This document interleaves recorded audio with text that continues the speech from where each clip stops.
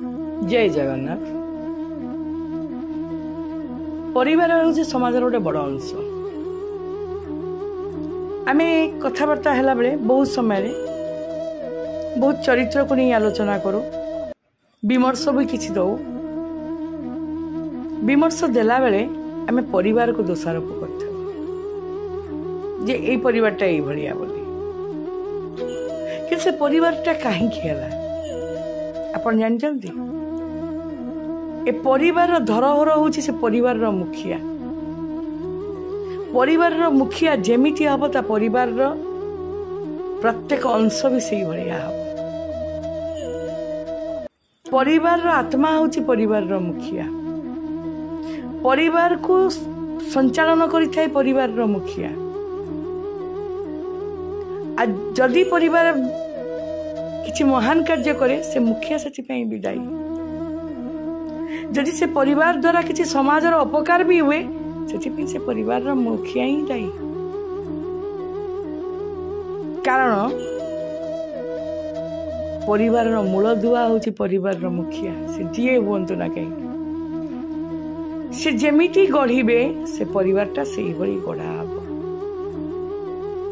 जदि परिवार मुखिया निजे विशृंखलित किंतु परिवार प्रत्येक सदस्य को से श्रृंखलार कथा कहिबे से माने आज्ञा केबे सुनिबेनी, केबे मानिबे नाही। काहे कि ना से देखुछंती जे मुख्य हमर एया से निजे कोनोसी कार्य करू नाहंती, से निजे कोनोसी नीति नियम रे नाहंती। काहे कि अन्य माने ग्रहण करिवे, काहे कि अन्य माने तांको कथा को मानिबे। व्यक्ति माने केते बेले जेते बेले तार अन्य प्रति श्रद्धा आसे, सम्मान आसे, सेते बेले जाई सेता कथाटी मागे, सेता को मानिबा को भी चाहे। किंतु यदि परिवार मुख्य निजे विशृंखलित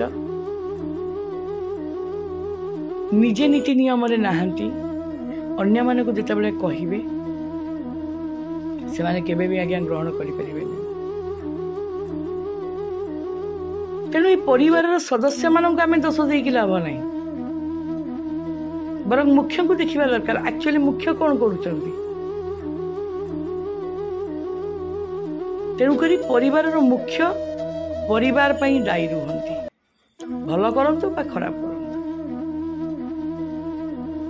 तेणुक ये मुख्य निजे श्रृंखलित होई परिवार को श्रृंखलित करवा उचित।